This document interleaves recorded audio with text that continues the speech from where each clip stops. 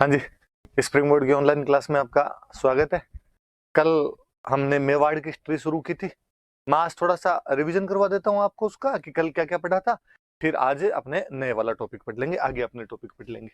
तो जैसे कल क्या पढ़ा था हमने, तो कल अपन ने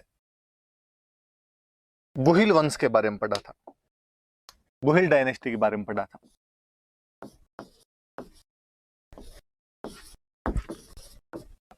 गुहिल वंश के बारे में, और गुहिल वंश के कुछ राजा पढ़े थे। जैसे कौन कौन से राजा पढ़े थे, तो हमने एक राजा बापा रावल का दो या बप्पा रावल का दो, एक राजा पढ़ा हमने अल्लट, और एक राजा पढ़ा हमने जत्र सिंह। ये सब जानकारियां कल पढ़ी थी हमने गोहिल वंश के बारे में, बापा रावल, अल्लट और जत्र सिंह। थोड़ा सा मैंने और बताया था, मेवाड़ के दो चीजें बताई थी। एक तो मेवाड़ का ज्योग्राफिकल एक्सपेंशन, उसका भौगोलिक विस्तार, और एक हमने पढ़े थे उसके प्राचीन नाम, एंशिएंट नेम्स। ये वाला कल का अपना ले दे के लेखा जोखा है। सीधा सा ऊपर से आ जाओ अपने। सबसे पहले लिखा हुआ कि मेवाड़ का जियोग्राफिकल एक्सपेंशन, कि उसका भौगोलिक विस्तार कहां कहां था। मैंने आपको मैप के माध्यम से बाकायदा बताया था कि अपने उदयपुर, चित्तौड़गढ़, राजसमंद, भीलवाड़ा और प्रतापगढ़ वाला जो कुछ पोर्शन है, इनको अपने मिलाएंगे तो वो अपना आज का क्या बन जाएगा, मेवाड़ बन जाएगा। फिर तो भौगोलिक विस्तार बताया था। फिर हमने उसके एंशिएंट नेम्स पढ़े थे कि उसके प्राचीन काल में उसको क्या बोलते थे। मैंने 3 नाम बताए थे आपको, कि इसको मेदपाट कहते थे, इसको प्रागवाट कहते थे, और इसको सिवी जनपद बोलते थे। तो 3 नाम हो गए उसके, मेदपाट, प्रागवाट और सिवी जनपद नाम करके।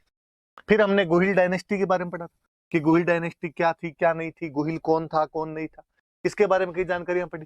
तो हमने इसके बारे में एक जानकारी पढ़ी थी कि गुहिल के लिए कहा जाता है कि वो गुजरात में एक जगह पड़ती है वल्लभी, वहां के कोई राजा थे शिलादित्य,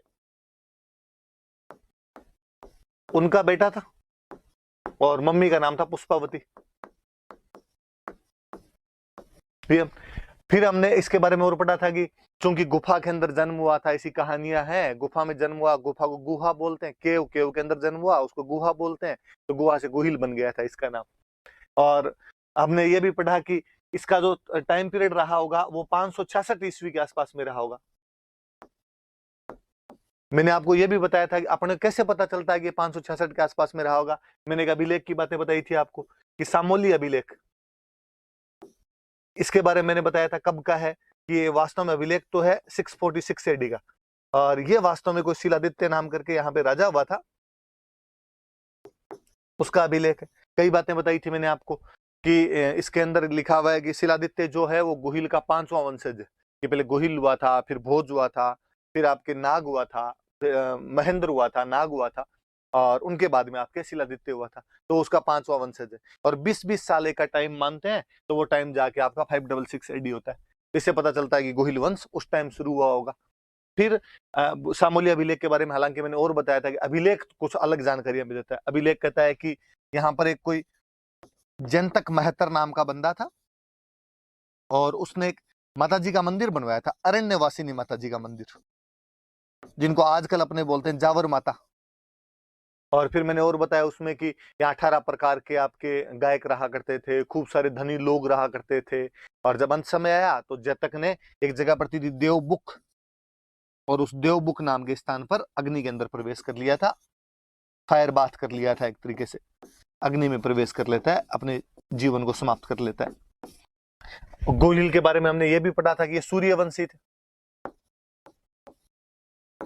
हिंदू वाला तो है ही कि भाई सूर्यवंशी हिंदू थे।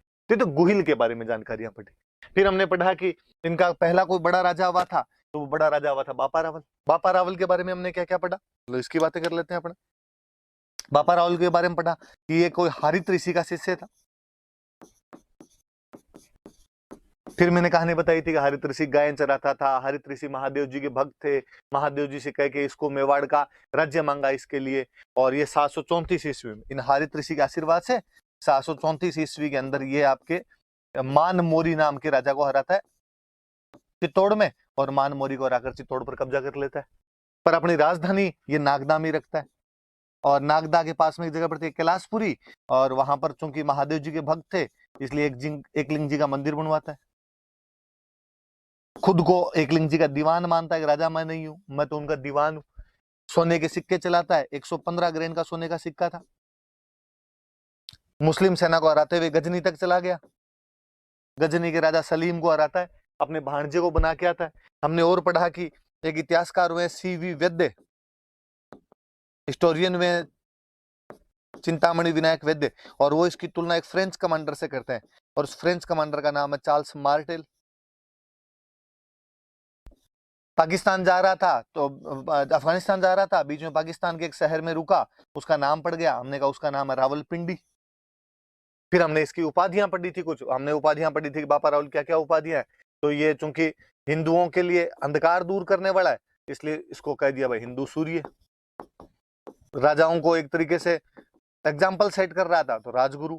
चारों दिशाएं जीत ली तो हमने इसको कह दिया चकवे। हमने बापा रावल के बारे में खूब सारी बातें पढ़ी थी। फिर हमने एक राजा पढ़ा अल्लट। अल्लट के बारे में सीधी सीधी बातें तो ये है कि इसने एक दूसरी राजधानी बनाई थी आहड़। पहले नागदा थी, आहड़ को एक सब सेंटर के रूप में स्थापित किया। हमने पढ़ा कि आहड़ के अंदर इसने विष्णु भगवान का एक मंदिर बनवाया था वरा। आहड़ के अंदर इसने अपनी नौकरशाही की स्थापना की थी, ब्यूरोक्रेसी की स्थापना की थी। हमने एक इसके बारे में ये पढ़ा कि इसकी एक वो शादी जो हुई थी हूण राजकुमारी से भी थी, और उस हूण राजकुमारी का नाम हरिया देवी था, और हरिया देवी ने हर्षपुर नाम का गांव बसाया था। अब ये मैंने बताया था कि आहड़ राजधानी है, वराह का मंदिर है वहां पे, और नौकरशाही की स्थापना की। ये जानकारी कहां से मिलती है? तो हमने कहा ये जानकारी तो सारणेश्वर प्रशस्ति से मिलती है। हूण राजकुमारी हरिया देवी से शादी की थी, ये जानकारी कहां से मिलती है? हमने कहा ये आठपुर अभिलेख से मिलती है।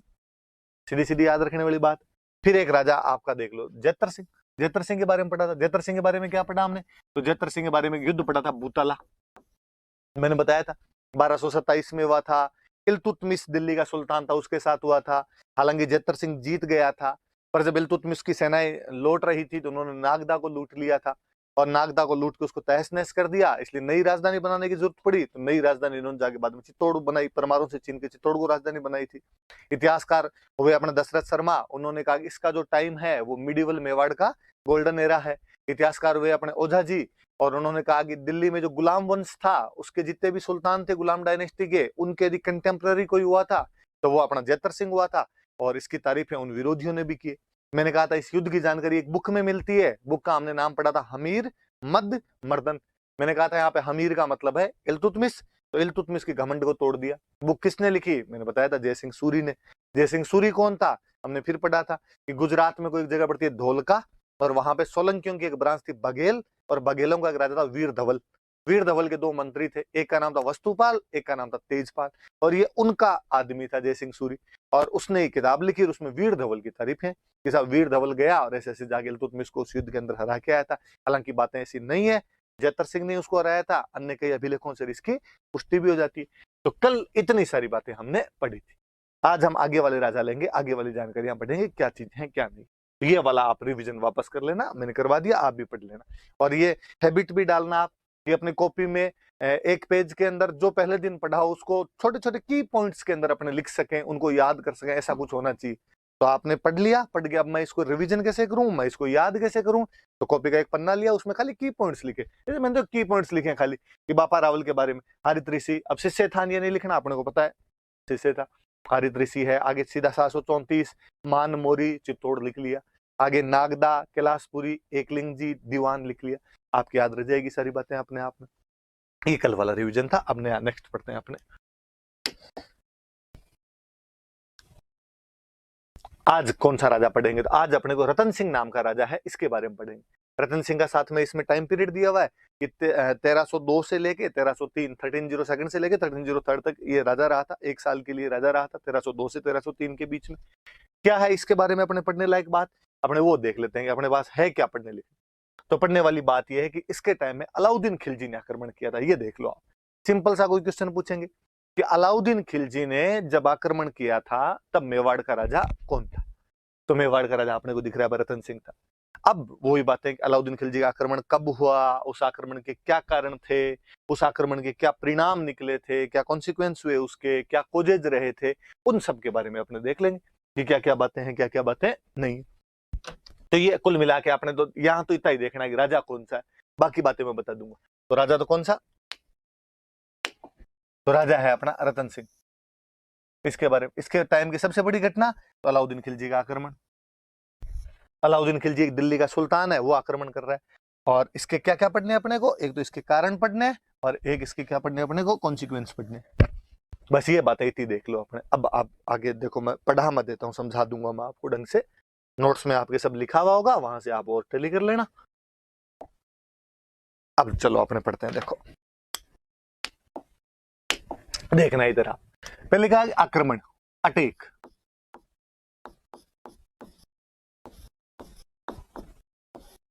किसने किया, तो हमने वापस लिख रखा है कि अलाउद्दीन खिलजी। अलाउद्दीन खिलजी नाम का एक राजा था और उसने अटैक किया। कब किया, अभी ये याद रखने वाली बात, 1303। ये याद कर लेना, कोई क्वेश्चन यहां से बना लेगा कि अलाउद्दीन खिलजी ने चित्तौड़ पर आक्रमण कब किया था, तो 1303 में आक्रमण किया था। उस टाइम राजा कौन था, तो उस टाइम राजा रतन सिंह। स्वाभाविक सी बात है, कोई आक्रमण होगा तो उस आक्रमण के कुछ कारण होंगे। तो अलाउद्दीन खिलजी ने भी आक्रमण क्यों कर दिया, अपने इसके कोजेज देख लेते हैं, रीजंस देख लेते हैं इसके कि क्या कोजेज रहे होंगे इसके। देखो एक तो स्वाभाविक सा, एक सिंपल सा कारण होता है कि कोई भी एक राजा दूसरे राजा पे अटैक क्यों करेगा। इसका कारण ये कि कोई भी राजा अपने साम्राज्य का विस्तार करना चाहता है। सब में एम्बिशंस होते हैं कि वो जो अपना एम्पायर है उसको बढ़ाए, उसका और विस्तार करे, उसका एक्सपांशन करे। अलाउद्दीन खिलजी तो खुद यही चाहता था कि वो अपने साम्राज्य का विस्तार कर ले। और हम कहते हैं कि साहब, जो दिल्ली के मुसलमान राजा हुए थे उनमें अलाउद्दीन खिलजी पहला राजा है जो साउथ इंडिया भी चला गया था और साउथ इंडिया को भी जीतने की कोशिश करता है। तो आप देख लो, जो इतना साम्राज्यवादी राजा होगा, इतना ज्यादा एम्पेरियलिस्टिक पॉलिसी जो अपनाएगा, क्या वो दिल्ली के पास में राजस्थान को जीतने का प्रयास नहीं करेगा, ऑब्वियस सी बात है करेगा। तो एक कारण तो ये था कि अलाउद्दीन खिलजी जो है, उसकी जो साम्राज्यवादी नीति थी, उसकी जो एम्पेरियलिस्टिक नीति थी, एम्पेरियलिस्टिक जो उसकी पॉलिसी थी, उसकी वजह से, साम्राज्यवादी नीति की वजह से वो चित्तौड़ को जीतना चाहता था। स्वाभाविक सी सीधी सी बात समझ में आ गई, इसलिए उसने आक्रमण किया था। बड़ा कारण हमेशा कोई अटैक लिखवा ले मेंस में, कभी आपको और दिमाग में आया नहीं है, एक तो ये पक्का ही चिपका देना, या इस वजह से करना चाहता था। और क्या कारण रहे होंगे, और जब हम किताबें पढ़ते हैं उनमें कारण देखते हैं तो अपने कारण मिलता है कि चित्तौड़ का स्ट्रेटेजिक इंपॉर्टेंस थी। और केवल स्ट्रेटेजिक ही नहीं, उसकी इकोनॉमिक इंपॉर्टेंस भी थी। मैं समझा दूंगा कैसे क्या, देख लो आप। एक तो स्ट्रेटेजिक को तो अपने हिंदी में कह देंगे सामरिक, और इकोनॉमिक तो अपने को समझ में आ ही रही है, आर्थिक का दो, व्यापारिक का दो, कुछ ही का दो। कैसे, देखो मैं बताता हूं। पहले अपने इसको बोल रहे हैं कि उसकी सामरिक, सामरिक उसका महत्व था, इंपॉर्टेंस थी, स्ट्रेटेजिक इंपॉर्टेंस हुआ करती थी। क्या स्ट्रेटेजी रही होगी, क्या इंपॉर्टेंस रही होगी चित्तौड़ की, तो चित्तौड़ की इंपॉर्टेंस ये है कि चित्तौड़ का किला एक पहाड़ पे बना हुआ है। कल ही मैंने बताया था कि जैतर सिंह ने जब उसके टाइम में नागदा लूट लिया था, तो उसने कहा वैसा प्लेन में राजधानी नहीं होनी चाहिए, राजधानी को ऐसी जगह हो, पहाड़ों के ऊपर हो, चारों तरफ से घिरा हुआ हो, ताकि जल्दी से दुश्मन आके कम से कम लूट तो नहीं सके, आनिया बानिया आके लूट मार तो नहीं करके जा सके, इसलिए पहाड़ों में राजधानी बनाई हुई। तो चित्तौड़ का किला बड़ी ऊंचाई पर बना हुआ किला, बहुत चारों तरफ से बड़ा रैम्पार्ट बना हुआ उसका, बड़ी चौड़ी दीवार बनी हुई उसकी, और जल्दी से न तो कोई किले पर पहुंच सकता है, न कोई किले की दीवार को तोड़ सकता है। फिर और सुनो, आज भी आप कभी चित्तौड़ का किला देखने जाओ तो आप नोटिस करना, चित्तौड़ के किले की बाउंड्री इतनी बड़ी है, मतलब कि उसके अंदर एग्रीकल्चर तक होती है, वाटर रिसोर्सेज खूब सारे, कुंड वगैरह उसके अंदर बनाए हुए। इसका मतलब था कि यदि कभी जरूरत पड़ जाए, ऐसा लगे कि घेर लिया गया है, बड़ा आक्रमण हो गया है, तो आप अपनी पब्लिक को किले के अंदर ला के रख सकते हैं, और अंदर खाने पीने की भी पूरी व्यवस्था की जाए। स्टोरेज है, तो स्टोरेज बहुत अच्छे थे, और युद्धों के टाइम में स्टोरेज के बहुत अच्छा महत्व हुआ करता था। तो एक वो भी बड़ी बात, किस वजह से भी चित्तौड़ का महत्व बढ़ रहा था। अब अलाउद्दीन खिलजी को ये क्यों चाहिए, वो तो दिल्ली बैठा है, उसको चित्तौड़ में आगे क्या करना है। ये वो समय था जब भारत पर मंगोलों के आक्रमण हो रहे थे, मंगोल आक्रमणकारी थे, वो लगातार अटैक कर रहे थे। अलाउद्दीन खिलजी के टाइम में मंगोल एक दो बार तो दिल्ली के पास तक आ गए थे, इसलिए अलाउद्दीन को लगता था कि यार कल को खुदा ना खास्ता दिल्ली के अंदर घुस गए तो अपने क्या करेंगे, इससे अच्छा कोई एक ऐसा किला हो, ऐसा फोर्ट हो, चारों तरफ से रैम्पार्ट से घिरा हुआ हो, जिसमें जल्दी से दुश्मन घुस नहीं पाए। और वो आसपास में कोई नजदीक किला उसको दिख रहा था, तो वो चित्तौड़ का किला दिख रहा था। इसलिए चित्तौड़ के किले का स्ट्रेटेजिक इंपोर्टेंस है। याद रखना, कभी आपसे प्री में, मेंस में, इंटरव्यू में पूछ ले, भाई चित्तौड़ का क्या सामरिक महत्व है, क्या स्ट्रेटेजिक इंपोर्टेंस है, बताना। कि पहाड़ी पर बना हुआ है, उसकी दीवार बहुत लंबी चौड़ी बनी हुई है, जिसको तोड़ के जाना संभव नहीं है, उसके अंदर स्टोरेज की बहुत अच्छी सी संभावनाएं हैं। तो इस वजह से कोई भी राजा ये चाहता था कि ऐसा सुरक्षित किला मेरे पास में रहेगा, तो मैं उसके अंदर रह के अपनी अपनी सेना की, अपनी जनता की रक्षा बहुत अच्छे से कर सकूंगा। एक बात और लिखी मैंने, इकोनॉमिक, आर्थिक। फिर अपने को लगता यार चित्तौड़ का क्या इकोनॉमिक इंपोर्टेंस रहा होगा, वापस सुनना। देखो, अपने इंडिया में दो जगह, उत्तर भारत में बेसिकली, नॉर्दर्न इंडिया जो अपना है, उत्तर भारत है, उसमें दो जगहों का बड़ा महत्व था इकोनॉमिकली। किस किस का? एक तो गुजरात का,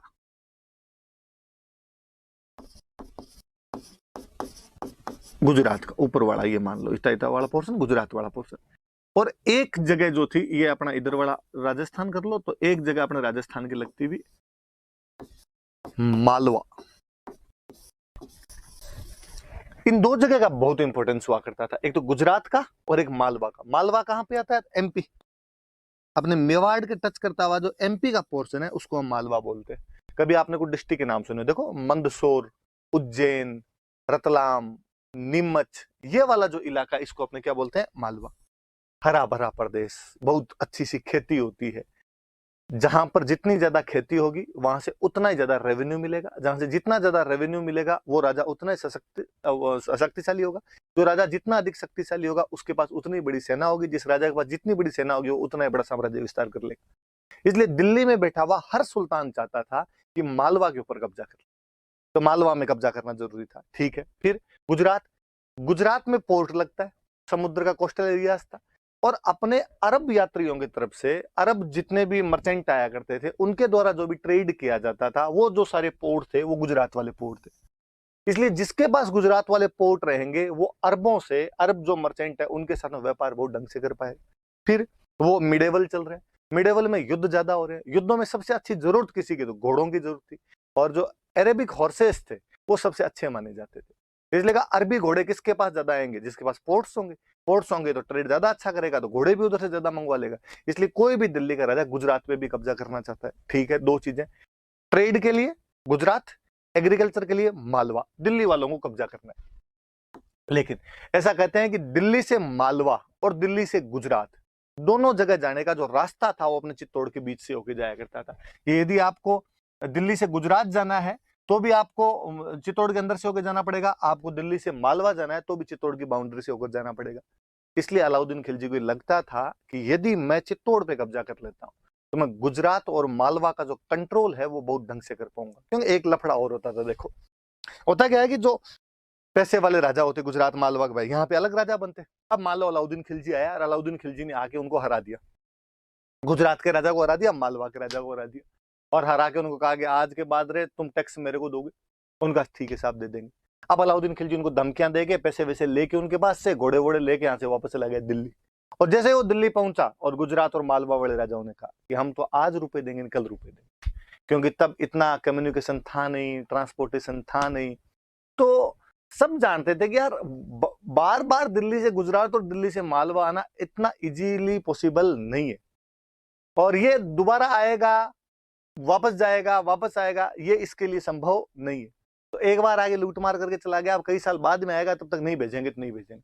इसलिए राजा मना कर दिया करते थे। लेकिन अलाउद्दीन को पता था, यदि चित्तौड़ में मेरा बंदा बैठ गया, तो चित्तौड़ से गुजरात भी कंट्रोल हो जाएगा, और चित्तौड़ से मालवा भी कंट्रोल हो जाएगा। इसलिए चित्तौड़ का स्ट्रेटेजिक इंपॉर्टेंस भी है, और चित्तौड़ का इकोनॉमिक इंपॉर्टेंस भी है। तो ये याद रख लेना कि कोई पूछेगा भाई अलाउद्दीन खिलजी ने चित्तौड़ पर क्यों हमला किया? क्योंकि चित्तौड़ का सामरिक महत्व है। कैसे? मैंने बता दिया, किले की वजह से। इकोनॉमिक क्यों है? क्योंकि दिल्ली से गुजरात और दिल्ली से मालवा वाला जो रास्ता है, वो कहां से होकर गुजरता था? आप मेवाड़ को तो मेवाड़ का दो, चित्तौड़ को तो चित्तौड़ का दो। और देखते हैं, इसके बाद में देखते हैं अपने और कौन कौन से रहे होंगे आपके, इसके बाद में क्या इंपॉर्टेंस रही होगी इसकी।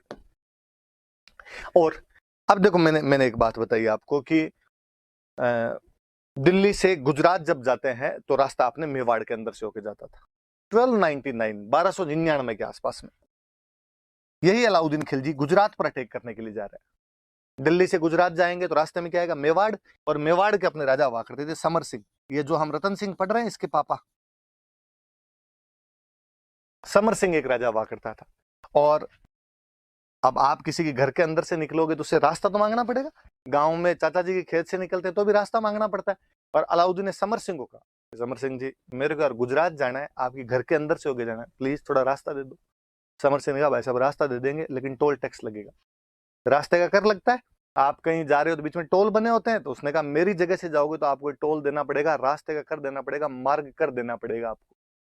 अलाउद्दीन ने कहा यार स्टाफ तो चलाओ कम से कम, आप राजा हो मैं राजा हूं, ये तो मतलब यार मैं आपको थोड़ी छेड़ रहा हूं कोई। उसने कहा कि नहीं ये तो आपको देना ही पड़ेगा। अलाउद्दीन खिलजी ने कहा ठीक है मैं एक बार दे जाऊंगा, मैं फंसा हुआ हूं, मेरे गुजरात जाना जरूरी है, पर वापस आते टाइम तेरे को मारूंगा मैं।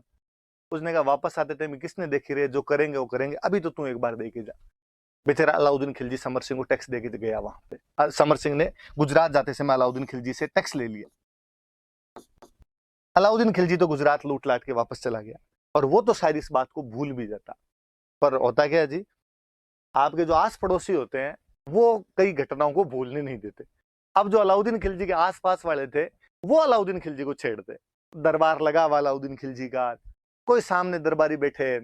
अलाउद्दीन खिलजी कभी कहे कि मैंने पूरा हिंदुस्तान जीत लिया है, मैं सिकंदर दूसरा सिकंदर हूँ, जैसे सिकंदर ने दुनिया जीती थी मैं दुनिया जीत लूंगा। और आगे जो बैठे हुए तो एक दूसरे की तरफ देख के आंखों आंखों में इशारे करके हंसते। अलाउद्दीन कहते क्या हो रहा है, किस बात पे हंस रहे हो? नहीं नहीं क्या, मैं तो यूं ही किसी बात पे हंसी आ गई थी। नहीं नहीं बताओ क्या बात है? ना ना कोई पुरानी बात याद आई थी। कौन सी पुरानी बात? कि वो एक बार अपने उधर जा रहे थे ना, किधर, तो अपने वो चित्तौड़ जा रहे थे ना, तो टोल टैक्स होता है ना, एक टोल टैक्स, फिर हंसने लग जाते। तो अलाउद्दीन की एक बात समझ में आ गई कि यार ये मुझे चिढ़ाते हैं उस चक्कर के अंदर, और ये कहते हैं कि तू कहता है मैंने दुनिया जीत ली, यहाँ चित्तौड़ वालों ने तेरे से टोल टैक्स ले लिया था और तेरे को जाने नहीं दिया था, रास्ता तक तो नहीं दिया था, तू कह रहा है मैंने पूरा भारत जीत लिया। और अलाउद्दीन खिलजी ने कहा अब तो भाई इसका बदला लेना ही पड़ेगा। इसलिए अलाउद्दीन खिलजी के लिए प्रेस्टीज पॉइंट बन गया था, अलाउद्दीन खिलजी के लिए प्रतिष्ठा का सवाल था, सुल्तान के लिए नाक का सवाल बन गया था कि मैं चित्तौड़ को जीतूं। तो एक कारण ये भी कि अलाउद्दीन खिलजी ने इसे अपना प्रतिष्ठा का सवाल बना लिया था, इस वजह से भी चित्तौड़ को जीतना चाहता है। फिर आप एक चीज देखो, भूताला का युद्ध होता है, भूताला के युद्ध के अंदर जो आपका जेतर सिंह है, वो जेतर सिंह आपके इल्तुतमिश को हराकर वहां से वापस भेज देता है। ठीक है, समर सिंह अलाउद्दीन खिलजी से गुजरात जाते समय टैक्स ले लेता है। इसका मतलब क्या हुआ, चित्तौड़ का जो इन्फ्लुएंस है, चित्तौड़ की जो पावर है वो बढ़ रही है घट रही है? ऑब्वियसली बढ़ रही है। दिल्ली वालों से चला चला के पंगे ले रहे हो आप।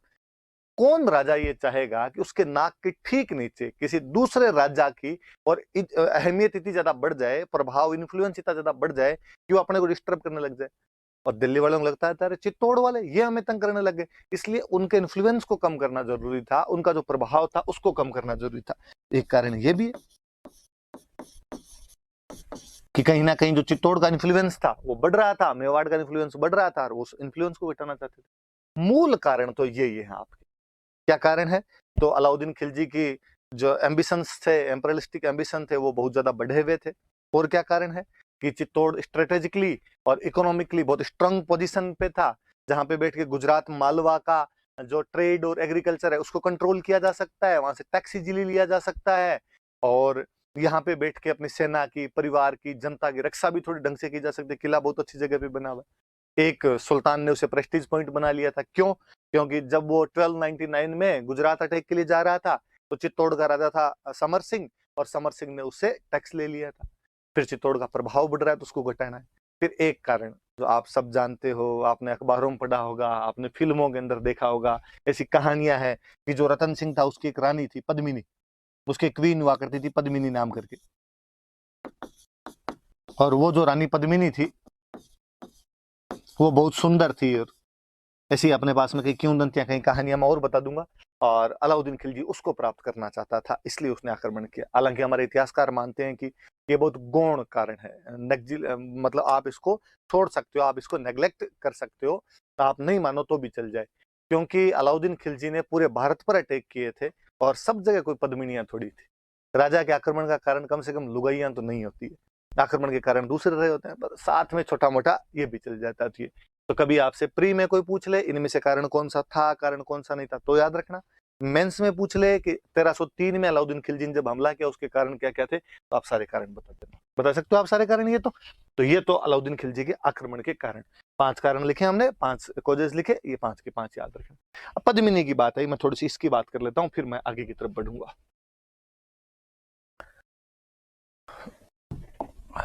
आगे बढ़ते हैं। देखो कारण बता दिया हमने। अब कहानियां किंवदंतियां अपने कुछ ऐसी है कि पद्मिनी सिंहल द्वीप की राजकुमारी थी, सिंहल आइलैंड की राजकुमारी थी, यहाँ की प्रिंसेस थी। कहा गया कि साहब सिंहल द्वीप कहां पे, तो आज का जो श्रीलंका है,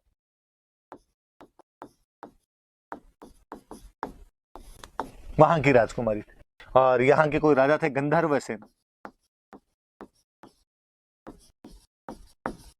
और कोई रानी थी चंपावती।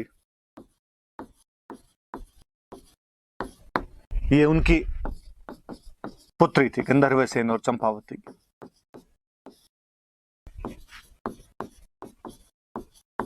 फिर ऐसी कहानियां हैं कि यहाँ पे राजा रतन सिंह के पास में एक तोता आया, यार तोते के नाम तक वो अपने वाले तो और बता देते हैं कि हीरामन तोता था। उस तोते ने आके रतन सिंह जी को बताया कि रतन सिंह जी यहाँ से 7 समंदर पार एक इतनी सुंदर राजकुमारी रहती है। और रतन सिंह जी उसके पीछे पीछे और चले गए, और कहते कई सालों तक वहां पे भटकते रहे। सिंहल द्वीप के राजा के उस घर में उसको घुसने का मौका नहीं मिला। फाइनली जो पैसे वैसे खत्म हो गए तो वहां जोगी वोगी का भेष और बना लिया। एक दिन राजा ने उनको देख लिया, गंधर्वसेन जो राजा था उसने ही देखा। उसने कहा कि यार जेंटलमैन, तुम शक्ल से यार सन्यासी लगते तो नहीं, इस उम्र में जोग धारण करने का क्या कारण रहा?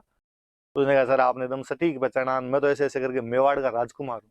मेवाड़ को कौन नहीं जाने, मेवाड़ की ख्याति थी। और सिंहल द्वीप के राजा ने भी कहा क्या बात करते हो, आप मेवाड़ के राजा हो, फिर ऐसे क्यों भटक रहे हो, क्या कारण है इसका मुझे बताओ। और उसने मुस्कुरा कहा साहब कारण तो आपके महलों के अंदर ही मौजूद है, क्या बात करते हो। और उसने पूरी बात बताई कि साहब ऐसे ऐसे मैं तो पद्मिनी से शादी करने के लिए आया था। श्रीलंका के राजा की क्या औकात कि मेवाड़ के राजकुमार को मना करे। हमारे भारत का नक्शा जब लेके आते हैं, भारत का जब मैप लेके आते हैं, तो श्रीलंका का मैप फ्री के अंदर आ जाता है। तो उसने कहा साहब धन घड़ी धन भाग, आप मेरे राजकुमारी से शादी करना चाहते हो। और उसने कहते पद्मिनी से शादी कर दी। रतन सिंह जी यहाँ आ गए, हंसी खुशी अपना जीवन यापन कर रहे थे, यहाँ पे पद्मिनी के साथ रह रहे थे। फिर आगे कहानी और, रतन सिंह जी के दरबार में एक विद्वान व्यक्ति रहता था, राघव चेतन नाम था उसका। राघव चेतन नाम करके कोई विद्वान व्यक्ति थे, पंडित जी थे, पढ़े लिखे थे। और राघव चेतन ने एक दिन ऐसा कहते हैं कि पद्मिनी को देख लिया, और पद्मिनी को देखते वो मूर्छित होकर गिर गया। रतन सिंह को जब ये बात पता चली तो रतन सिंह ने कहा है यार ऐसे कैसे, किसी दूसरे की वाइफ पे, किसी दूसरे की रानी पे तुम ऐसी बुरी नीयत कैसे रख सकते हो। और राघव चेतन ने कहा कि अब हो गया सर, वो तो जो हो ही गया। रतन सिंह ने कहा नहीं, आज के बाद तो दिखना नहीं चाहिए, दिख गया तो देख लेना। राघव चेतन को बेइज्जती करके वहां से निकाल दिया।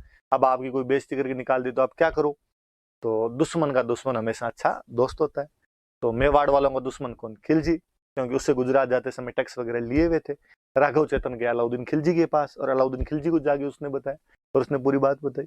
साहब ऐसे ऐसे पद्मिनी की सुंदरता के बारे में बताया। पद्मिनी पानी पीती है तो यहाँ से दिखता है, उसके कंठों से दिखाई देता है। और कहता है अलाउद्दीन खिलजी को जब ये बात पता चली तो अलाउद्दीन खिलजी ने यहाँ पे आक्रमण कर दिया था। ऐसी कई कहानियां किंवदंतियां आपने चलती है कि ऐसी कोई बात भी थी, और मैं इसके बारे में और बात करूंगा। तो ये पद्मिनी की थोड़ा सा याद रखना कि अपने कोई क्वेश्चन पूछे तो कि भाई ये सिंहल द्वीप की राजकुमारी थी, और पिताजी का नाम गंधर्वसेन था, माताजी का नाम चंपावती था। अलाउद्दीन खिलजी को उसके बारे में कौन बताता है, तो अलाउद्दीन खिलजी को उसके बारे में किसने बताया था, तो राघव चेतन नाम के व्यक्ति ने बताया था। आगे की कहानी ये कहती है कि अलाउद्दीन खिलजी यहाँ पे आया, अलाउद्दीन खिलजी ने आगे यहाँ पे घेरा डाला, और आगे रतन सिंह को कहा कि मुझे तुम्हारी रानी पद्मिनी चाहिए। राजा ने कहा यार ऐसे कैसे हो सकता है, कोई वस्तु थोड़ी है कि एक तू रख ले और एक मैं रख लूं, या मेरे वाली तेरे को दे दी जाए, ये मेरी रानी है, तू ऐसे कैसे बात कर सकता है। तो अलाउद्दीन ने कहा मैं जबरदस्ती ले जाऊंगा। वापस उसी पॉइंट पे ही मैंने बताया कि चित्तौड़ का किला बहुत मजबूत था, जल्दी से अंदर नहीं घुस सकते थे, और कहते राजा ने अपना किला बंद करवा के राजा अंदर बैठ गया। अलाउद्दीन खिलजी को लगा कि यार अंदर घुस ही नहीं पाएंगे, तो फिर उसने एक जाल फेंका और उसने कहा कि चलो मैं आपसे संधि करने के लिए तैयार हूँ, जो हो गई वो तो बात हो गई, और अपने आप नई लड़ाई करेंगे। और कहते हैं कि अलाउद्दीन खिलजी को संधि के लिए बुलाया गया, खाने के लिए बुलाया गया। वहां अलाउद्दीन खिलजी बैठा हुआ था और उसके सामने एक शीशा लगा हुआ था, नीचे एक पौंड बना हुआ था, तालाब बना हुआ था। पद्मिनी उस शीशे के जैसे आगे आई, उसकी जो प्रति छाया थी, उसकी जो छाया दिखाई देती है, प्रतिकृति दिखाई देती है, वो तालाब के अंदर दिखाई देती है। और अलाउद्दीन खिलजी उसको देख के यूं बड़ा मोहित होता है। कहते हैं जब वापस अलाउद्दीन खिलजी जा रहा था तो रतन सिंह उसको सी ऑफ करने के लिए नीचे तक गया, उसको लगाया अब तो संधि हो ही गई। और नीचे जाते अलाउद्दीन खिलजी बड़ा घाघ आदमी था, जगीरा की तरह कमीनापन कूट कूट के भरा हुआ था उस आदमी, और उसने रतन सिंह को गिरफ्तार कर लिया। और उसने कहा कि जब तक मेरे पास पद्मिनी नहीं आएगी तब तक रतन सिंह को नहीं छोड़ा जाएगा। पद्मिनी के लेंगे, पद्मिनी जितनी सुंदर थी उतनी बुद्धिमान महिला थी। और ऐसा कहा जाता है कि पद्मिनी के एक भैया थे और उन भैया का नाम था गोरा। एक पद्मिनी का भतीजा था और उस भतीजे का नाम था बादल। दोनों आपस में भी काका भतीजा थे। पद्मिनी ने इनको बुलाया, इनको बुला के समझाई कि ये बात है, क्या किया जाना चाहिए। इन्होंने प्लानिंग की और प्लानिंग करके कहा कि ठीक है। अलाउद्दीन के पास मैसेज करवाया, अलाउद्दीन के पास मैसेज करके कहा कि पद्मिनी तुम्हारे पास आने के लिए तैयार है, पर पद्मिनी अकेली नहीं आएगी, उसके साथ में उसकी दासियां भी आएगी। उसने कहा कोई नहीं, ठीक है, आप तो भेज दो, दासियों को भी भेज दो। तो कहते हैं कि पद्मिनी जब जा रही थी तो रानी हमेशा पालकी के अंदर बैठ के जाती, 4 जने उठाते, वो कहार उठाने वाले होते। तो वो आगे की पालकी में तो पद्मिनी को बिठाया, पीछे की पालकी में जिनमें महिलाओं को बिठाना था उनके अंदर सारे के सारे शस्त्रधारी योद्धा बिठा दिए, सोल्जर्स बिठा दिए। वहां गए और नजदीक जाके वापस का कि पद्मिनी अंतिम बार रतन सिंह से मिलना चाहती। अलाउद्दीन का मिला दो यार, कैंप पड़ा कहीं पे साइड में, मिला दिया जाए इसको।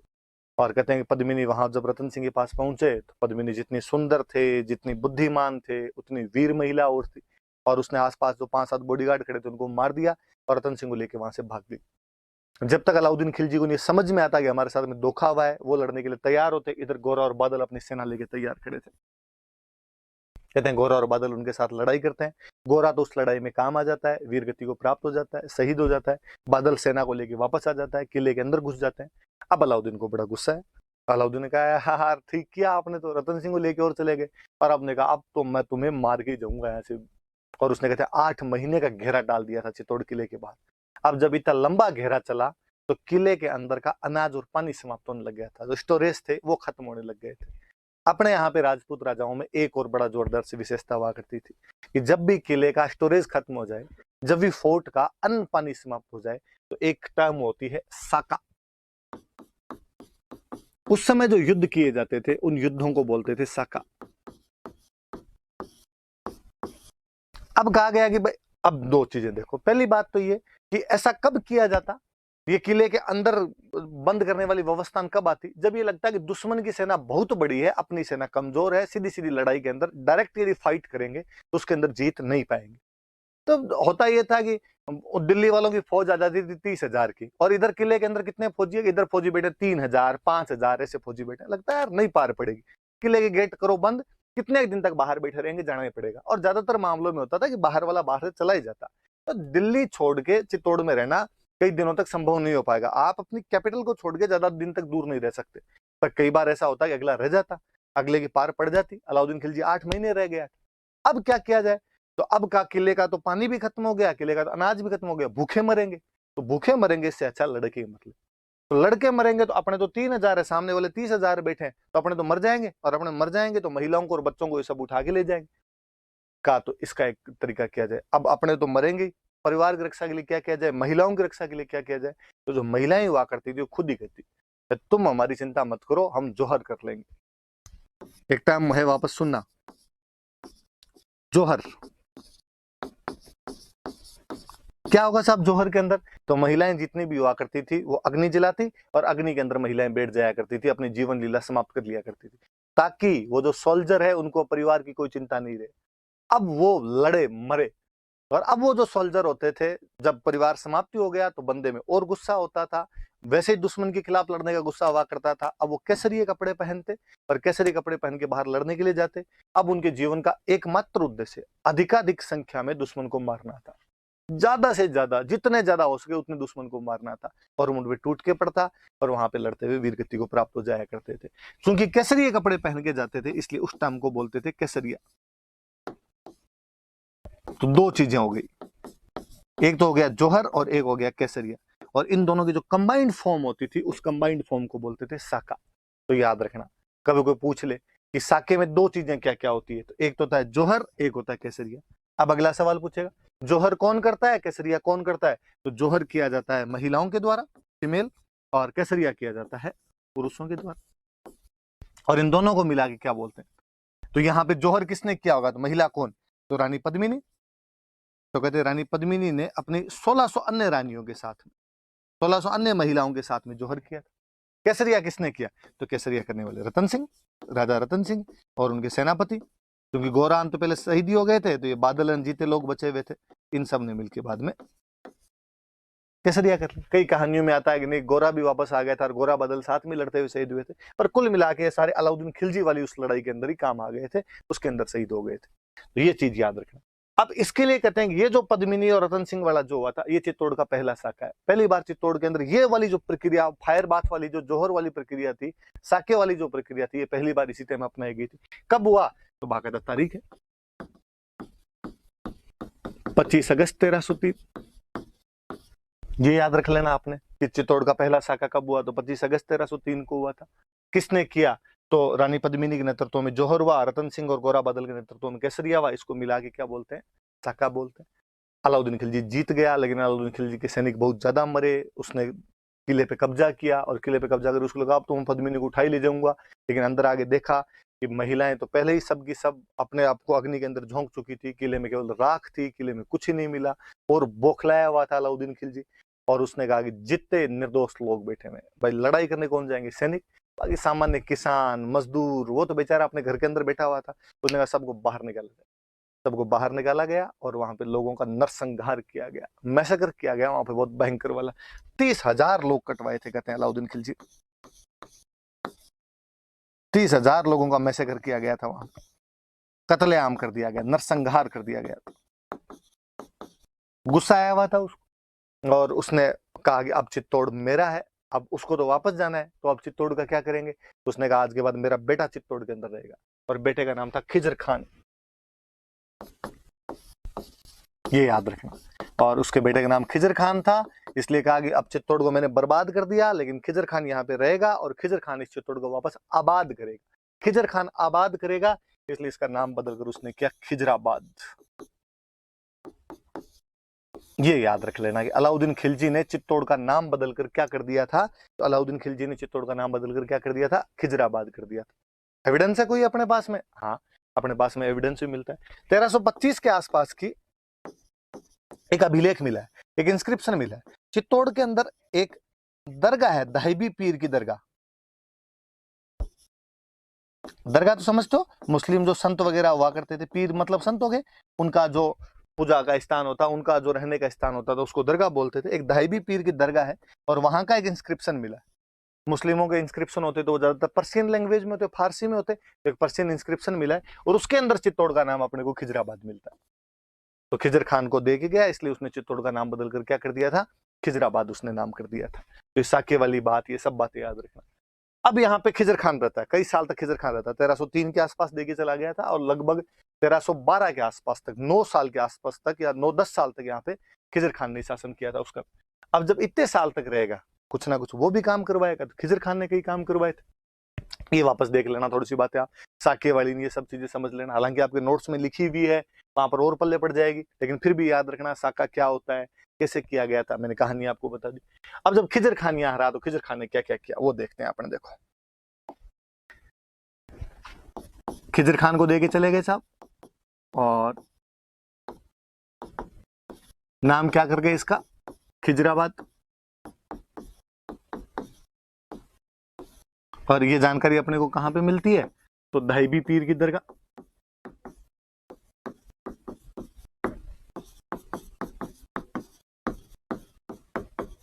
दाहिबी पीर की दरगाह के अंदर ऐसा लिखा हुआ, उस अभिलेख में, उस इंस्क्रिप्शन के अंदर ये लिखा हुआ। खिजर खान यहाँ रहा, तो एक तो चित्तौड़ के किले के पास एक नदी निकलती है, गंभीरी, एक रिवर है गंभीरी, याद रखना। आगे जब चित्तौड़ का किला पढ़ेंगे, वापस ये बात काम आएगी, और हम पढ़ेंगे कि चित्तौड़ का किला कौन सी नदी के किनारे? तो गंभीरी नदी के किनारे। और उसने यहाँ पे एक ब्रिज बनवाया था, पुल, पुल का निर्माण करवाया था।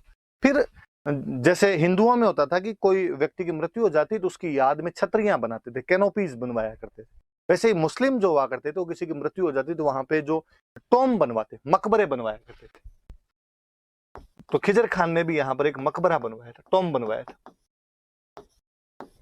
मकबरे का निर्माण करवाया था। और अभी भी जैसे होता है कि आप तो क्या एग्जांपल दूं, अस्पताल बनवाया कि सरकार ने अस्पताल बनवाया तो बाकायदा वहां पे लिखेंगे। जैसे अभी थोड़े दिन पहले की बात है कि अखबारों के अंदर और हमने पढ़ा कि अटल एक टनल बनाई गई है ना, हिमाचल प्रदेश में कहीं भी टनल बनाई गई, तो अब वहां पे बोर्ड लगेगा और उस बोर्ड में आएगा कि टनल का निर्माण इस सरकार के कार्यकाल में हुआ था, प्रधानमंत्री ने इसका उद्घाटन किया था, इस कार्यक्रम में ये लोग उपस्थित थे, ये काम अब शुरू हुआ था, ये काम अब खत्म हुआ था। तो पहले राजा महाराजा भी ये काम किया करते और वो भी ऐसे इंस्क्रिप्शन लिखवाते, वो भी ऐसी बातें लिखवाते कि मैंने बनवाया है, इतने रुपए लगवाए, फलाने फलाने आदमी थे, ये मिस्त्री था, इससे मैंने अभिलेख लगवाया, ये सब बातें लिखवाया करते। तो खिजर खान ने यहाँ पे कोई एक टॉम बनवाया था। अब जो जब वो टॉम का इंस्क्रिप्शन लिखवाता है, उसका मैंने बताया मुस्लिम राजा थे तो उनके सारे इंस्क्रिप्शन कौन सी लैंग्वेज में हो गए, तो पर्शियन। तो उसमें खिजर खान कहता है कि मैं खिजर खान ये टॉम बनवा रहा हूं यहाँ पे। फिर वो कहता है यार तुम मुझे तो जानते हो नहीं जानते, पर तुम मेरे पापा को पक्का जानते हो, मेरे पापा अलाउद्दीन खिलजी है। फिर वो अलाउद्दीन खिलजी खूब सारी तारीफें करता है और अलाउद्दीन खिलजी के लिए कहता है, अपने पापा के लिए कहता है कि वो सेकंड सिकंदर है,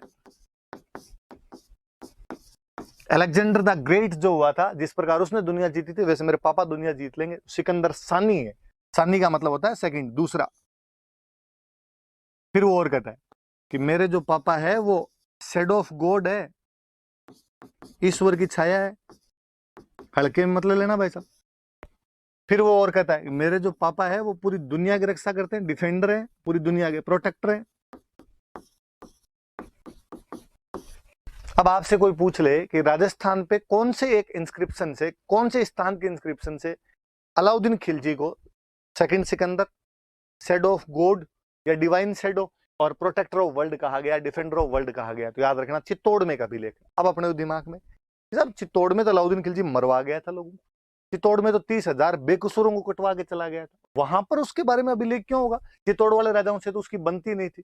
तो उसका रीजन अपने पास ये याद रखना कि उसका बेटा था खिजर खान, उसने यहाँ पे 9-10 साल शासन किया था और उसके चक्कर में वो जब लिखवाएगा तो बाप की तारीफें तो बेटा तो करेगा अपने आप। फिर मेरी कल वाली बात पे वापस जाना, मैंने बताया था कि राजा अपने आप को भगवान से जोड़ दिया करते थे। ये देख लो, संसार की रक्षा भगवान करता है पर अभिलेख कहता है अलाउद्दीन खिलजी कर रहा है, ईश्वर की छाया तक बताया हुआ उसके अंदर। तो खिजर खान के दो काम याद रखना आपने, एक तो गंभीरी नदी पर उसने पुल बनवाया था और एक उसने मकबरा बनवाया था। मकबरे में एक इंस्क्रिप्शन है वो पर्शियन लैंग्वेज का और उसमें अलाउद्दीन खिलजी की ये तारीफें की हुई है। खिजराबाद जो नाम है ये कहाँ मिलता है, तो ये दहबी पीर की दरगाह है, उसका जो इंस्क्रिप्शन है उसके अंदर ये जानकारियां मिलती है अपने को। अब इसके बाद में, अब खिजर खान को रहते हुए यहाँ पे कई साल हो गए, कई साल हो गए, तो खिजर खान का मन लगना बंद हो गया। खिजर खान का मन लगना बंद हुआ तो उसने अलाउद्दीन के पास मैसेज भेजा कि डैडी अब कई दिन हो गए यार, इधर अब मन नहीं लगता अपना। तो अलाउद्दीन ने कहा तू वापस आ जा। तो उसने कहा चित्तौड़, चित्तौड़ का क्या किया जाए? तो उसने कहा मैं बंदा भेज रहा हूँ, ये बंदा आके चित्तौड़ संभाल लेगा। इस बार जो बंदा भेजा गया उस बंदे का नाम है मालदेव सोनग्रा। और मालदेव सोनग्रा को कहा गया कि तू चित्तौड़ संभाल।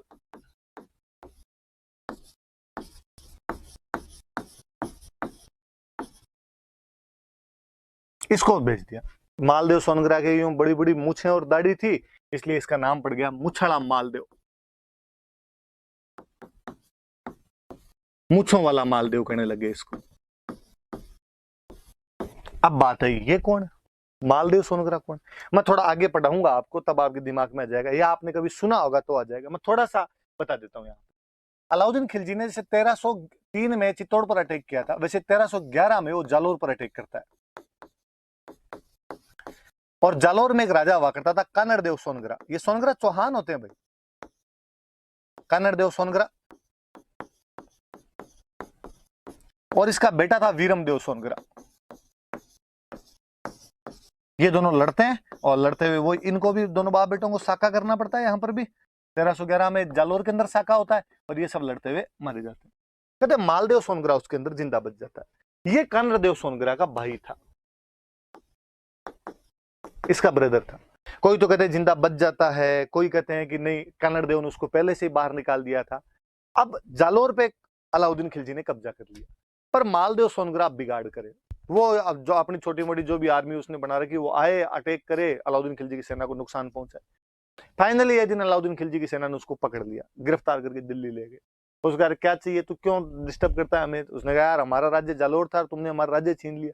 तो अलाउद्दीन ने उसको कहा देख तेरे को जालोर तो मैं दूंगा नहीं, पर मैं तेरे को और ढंग की जगह दे देता हूँ राजस्थान, तू उधर चला। कौन सी? तू चित्तौड़ चला।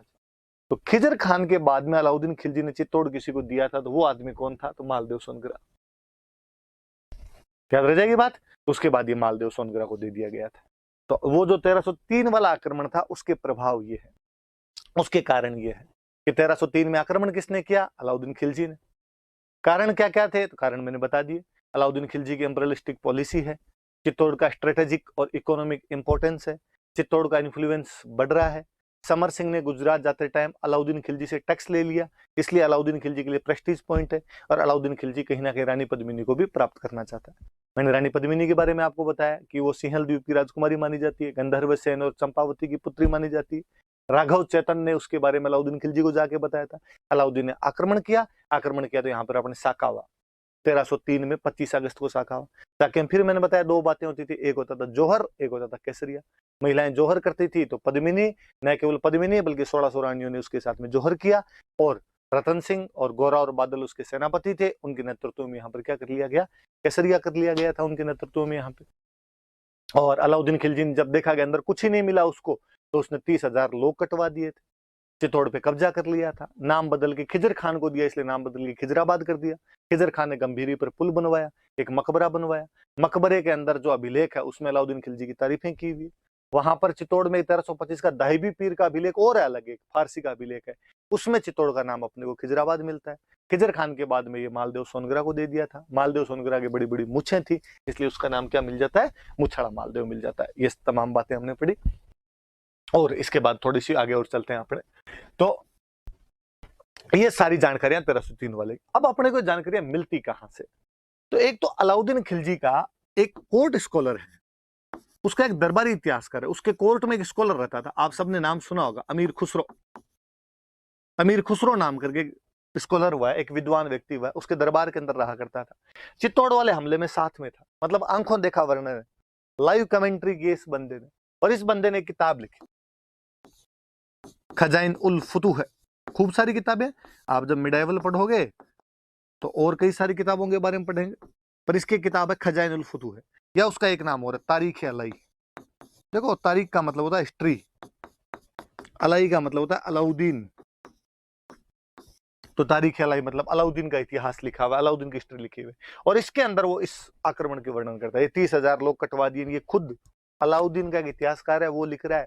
साहब 30,000 मारे थे वहां पे, मजा आ गया था हम इन सबको मार के वहां पे। ऐसी कई बातें अमीर खुसरो ने लिखी। तो कोई आपसे पूछ ले कि कौन सी बुक है उसी टाइम की, कौन सी बुक है जो इस आक्रमण के बारे में बताती है, तो खजाइन उल फुतूह है। नाम याद करना, ये फारसी नाम होते हैं, 2-3 बार जीभ से बोल के देखना, एक बार टंग पे चिपक जाएंगे, जीभ पे चिपक जाएंगे तो याद हो जाएंगे। 2-3 बार खजाइन उल फुतूह है, खजाइन उल फुतूह है, खजाइन उल फुतूह है बोलोगे तो याद हो जाएगा। तारीख ए अलाई एक उसका नाम, ये मैंने बता ही दिया। तारीख मतलब होता है हिस्ट्री, और अलाई का मतलब अलाउद्दीन, तो अलाउद्दीन का इतिहास नाम से हो जाता है। फिर वो जो मैंने अभी कहानी सुनाई थी आपको कि पद्मिनी सिंहल द्वीप की राजकुमारी थी, ये कहानी किसने लिखी, क्या लिखी? तो ये कहानी लिखने वाला आदमी है मलिक मोहम्मद जायसी। एक कवि हुए हैं मलिक मोहम्मद जायसी। अपने यूपी में एक जगह पड़ती है जौनपुर, अवध, अवध वाला जो इलाका, अयोध्या के आसपास का इलाका है, वहां के कवि मलिक मोहम्मद जायसी। आगे बढ़ेंगे हम शेरशाह सूरी। शेरशाह सूरी के कंटेम्प्ररी एक ये पोइट हुए थे, और इन्होंने ये पद्मावत नामक एक बुक लिखी थी अवधी लैंग्वेज में, चूंकि अवध के थे तो अवधी लैंग्वेज में 1540 में ये बुक इन्होंने, पद्मावत नाम की इन्होंने एक बुक लिखी थी। किसने लिखी? तो मलिक मोहम्मद जायसी ने। कब लिखी? तो 1540 में। कौन सी भाषा में? तो अवधी। कौन सी बुक लिखी? तो पद्मावत। और इसमें ये सारी कहानियां इन्होंने लिखी। और ये कहानी, ये कविता, काव्य है, पोइट्री है अपने आप में। और ये पोइट्री इतनी ज्यादा पॉपुलर हुई कि बाद में जितने इतिहासकार है उन सब ने इसको थोड़ा बहुत फेर बदल करके लिखा। और वो भले ही आपके नैन्सी कह दो, वो भले ही आपके अबुल फजल कह दो, वो भले ही आपके कर्नल जेम्स टोड कह दो, जो भी बड़े बड़े से हुए उन सब ने कहीं ना कहीं इसका जिक्र किया, उन सब ने इसके बारे में थोड़ा बहुत बात कहीं ना कहीं लिखी है। एक सूर्यमल मिशन अपने जो इतिहासकार में वो डिनाई जरूर करते हैं इसको, निजाब फर्जीवाड़ा है क्या तुम्हारा, बाकी किसी ने नाम चेंज कर दिया, किसी ने कहानी चेंज कर दी, बाकी ऐसी बातें सबने जरूर लिखी, इतनी पॉपुलर चीज हुई थी। पर दिक्कत ये हुई कि यार किंवदंतियां, जनश्रुतियां, फोक लोर कहानियां चलती है समाज के अंदर, बनती बिगड़ती रहती है, हम सुनते हैं उनके बारे में, पर उनमें हिस्टोरिकल फैक्ट है या नहीं है, ये इतिहासकारों को देखना पड़ता है। इसके साथ दिक्कत ये हुई कि लोगों ने इस पोइट्री को हिस्ट्री मानना शुरू कर दिया और लोगों ने इस कहानी को इतिहास के रूप में पढ़ाया जाना शुरू कर दिया, इसको सुनाया जाना शुरू कर दिया इतिहास के रूप में, और यहां पे जाके लफड़ा करते हैं। आप कविता को हिस्ट्री नहीं बना सकते। हम कहते हैं जहां ना पहुंचे रवि वहां पहुंचे कवि, कि कवि कल्पनाएं करता है, कवि इमेजिनेशन करता है, अपने घोड़े दौड़ाता है और ऐसी ऐसी घटनाओं को जोड़ के लिख देता है जिनका वास्तव में कोई अस्तित्व, एग्जिस्टेंस नहीं रहा होगा, और इसी एग्जिस्टेंस के अंदर वो लिख गया कि वो सिंहल द्वीप की राजकुमारी थी। अपने को आज भी लगता है यार श्रीलंका की राजकुमारी और मेवाड़ का राजा गया शादी करने के लिए, फिर तोता आया, तोते के पीछे चला गया, 1302 से 1303 एक साल का जिसका शासनकाल है, वो कहते हैं 7 साल तक वहां पे भटकता रहा था, फिर पद्मिनी को लेके आया था। जचती नहीं है कहानी। इवन यहां तक कि मलिक मोहम्मद जायसी ने लास्ट में खुद ने कहा है कि साहब ये इमेजिनेशन है मेरी, और मैंने इसके माध्यम से भगवान की बातें की है, मैंने वो जो रूहानी शक्तियां उनकी बातें की है। परंतु वहां तक कौन जाए, हम सब ने उसको हिस्ट्री मान के पढ़ना शुरू कर दिया। इसलिए अपने दिमाग में आज भी सिंहल द्वीप का हमने श्रीलंका बना दिया। भगवान जाने उसने सिंहल द्वीप क्या माना था, क्या नहीं माना था। मुझे तो आज ही बड़ा अजीब सा लगता है कि यार पद्मिनी की सुंदरता का इतना वर्णन किया हुआ है, ये इतनी वो, और वो वैसे वर्णन वैसे गोरे रंग की थी, उसको जब पानी पीती थी यहाँ से पानी दिखता था। मुझे लगा कि यार हिस्टोरियन को थोड़ा सा जलवायु का तो ध्यान देना था।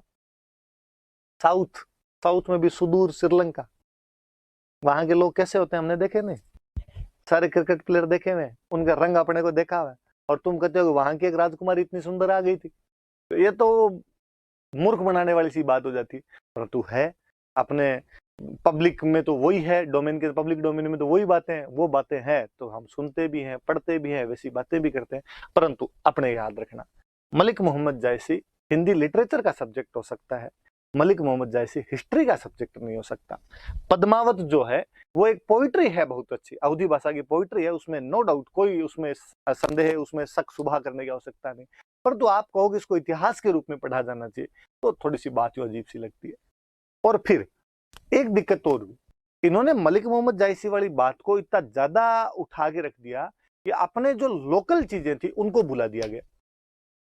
अपने जो लोकल जनमानस की अपनी जो कहानियां, राजस्थानी जो सोर्सेज है, राजस्थान लिटरेचर के जो सोर्सेज है, वो दूसरी बात कहते हैं। राजस्थान लिटरेचर वाले अपने कहते हैं कि साहब वो पुगल की राजकुमारी थी। बीकानेर के अंदर एक जगह पड़ती है पुगल, और पुगल की राजकुमारी थी। और बाकायदा अपने तो कहानियां हैं, ऐसे दोहे बने हुए हैं कि पुगल का पुनपाल भाटी नाम करके कोई बंदा था, उसकी बेटी थी, उसकी शादी की हुई थी। दोहा है अपने तो कि पुगल गडरी पद्मणी तू रानी सिर मोड़, जैसलमेर जलम लियो परिणीगढ़ चित्तौड़। कि पुगल गडर की पद्मणी तू रानी सिरमोड़, कि तू सभी रानियों में सिरमौर है, सर्वोपरि है। जैसलमेर जलम लियो, उस समय पुगल जैसलमेर रियासत का भाग हुआ करता था। और कहते पुनपाल भाटी पहले जैसलमेर में थे, लेकिन बाद में उनको पुगल का ठिकाना मिल गया था, इसलिए पुगल आ गए थे। तो जैसलमेर जलम लियो कि पैदा तू जैसलमेर में हुई थी, परिणीगढ़ चित्तौड़, और तेरी पर शादी तेरी कहां जाके करवाई है, ठीक चित्तौड़ के अंदर। आज भी गांव के अंदर जो सुंदर लड़की हो, या किसी ग्रामीण से किसी सुंदर लड़की के बारे में बताना हो, सुंदर महिला की विशेषता बतानी हो, तो पुगल की पद्मणियों से तुलना की जाती है। अरे वो कितनी सुंदर है, वो तो पुगल की पद्मणी की तरह सुंदर है। तो आज भी पुगल की पद्मिनियां फेमस है। पर भगवान जाने ये सिंहल द्वीप कहाँ से लाए। मुझे तो लगता है यार मलिक मोहम्मद जायसी ने बेचारे ने पुगल ही सुना होगा, लेकिन ठेठ बीकानेर बॉर्डर से यूपी तक जाता जाता पुगल उसके सिंगल बन गया था, और उसने सिंगल लिखा, और सिंगल को अपने वालों ने सिंहल कर दिया, और सिंहल वालों को यहाँ तक लाते लाते अपने वालों ने उसका श्रीलंका बना के रख दिया।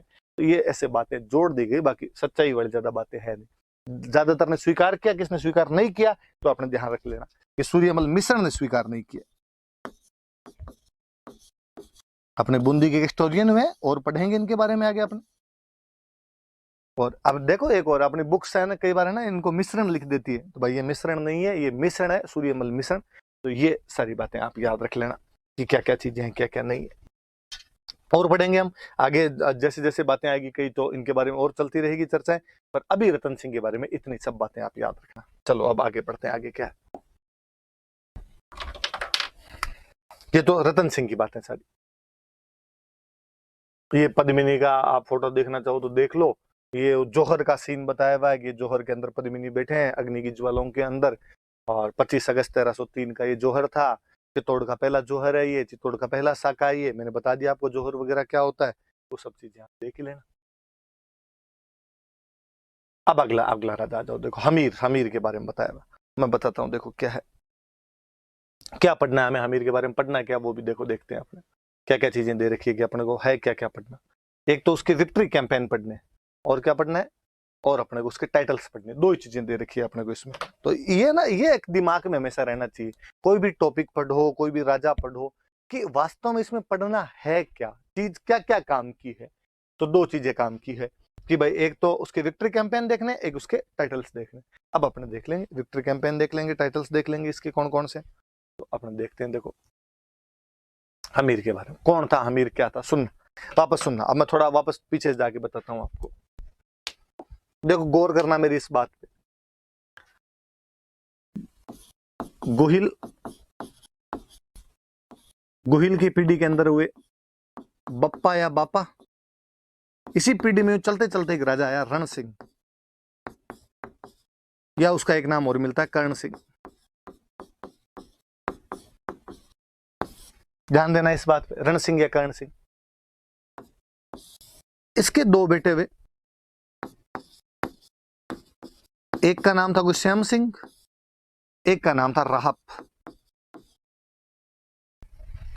कहते हैं बड़ा भाई जो था, बड़े भाई को राजा बनाया गया, राजा राजधानी में रहे,